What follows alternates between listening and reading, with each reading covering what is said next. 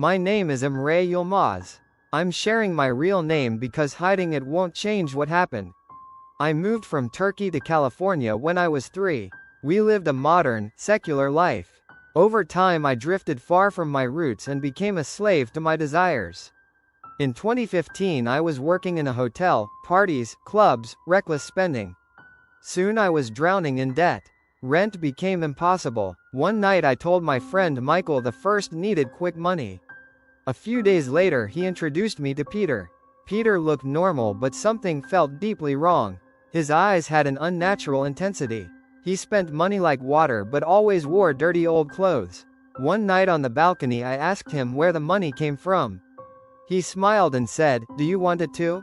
Then he warned me, "Money doesn't come free. Sacrifices have to be made." Those words stayed with me. A few days later Peter called me in a soft voice. "Come alone tonight." I went to the basement of Michael's house. Dim candlelight, an old book in front of him. He said he belonged to a secret group that used certain practices to bring wealth. If I wanted to join, I had to perform one ritual. But once you start, you can never go back. Greed overpowered my fear. I agreed. For the first 7 days I had to stay locked in my apartment. No sunlight, only candles. No phone, no talking to anyone. On the 7th night the real ritual would begin. I took leave from work, bought candles, food, water, and the strange book Peter gave me. It was filled with ancient symbols and disturbing images. The first 2 days were just anxiety. But from the 3rd day everything changed. I started talking to myself, laughing and crying for no reason. The air felt thick and heavy. I lost all appetite. One night my phone turned on by itself and whispered in an unknown language right in my ear.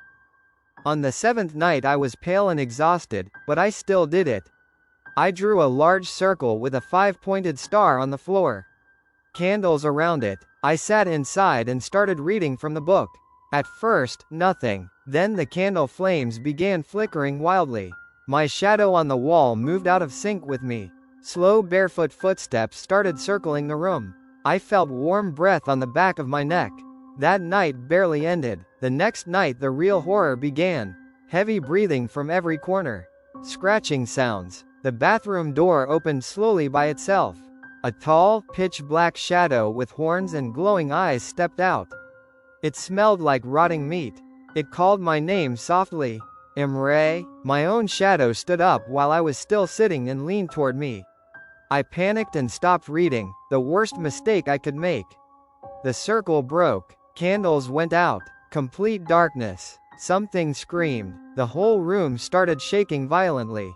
I ran out of the apartment barefoot into the cold night and fainted on the road. I woke up in an ambulance. I lied to my family and moved back to my parents' house. But the entity had followed me. Whispers in the dark. Footsteps. Something pulling my leg under the bed, leaving dark marks. In the mirror I saw a blurry shadow standing right behind me. At night I would wake up to 5 or 6 dark-robed figures standing around my bed. For 2 years I lived in pure terror. I became a shell of a person. Doctors thought it was anxiety. But I knew what it was. Then I met Uncle Hassan, an elderly Turkish man from our community.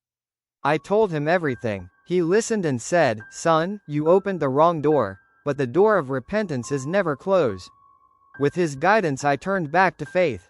Prayer, Quran, sincere repentance. At first the whispers became louder during prayer, but slowly, they grew weaker. I am still fighting, but I have hope now. That experience taught me the hardest lesson of my life. Never take shortcuts for wealth or success. Easy money always comes with a terrible price. Real peace and success only come through honest hard work, patience, and staying true to your faith. If you're watching this and thinking of taking any dark path for quick success, please don't. It's not worth it. If this story touched you or scared you, comment, "I chose the light," below. Share your own experiences. Like, share, and subscribe for more real-life stories. Stay safe, stay strong, and never open doors you cannot close.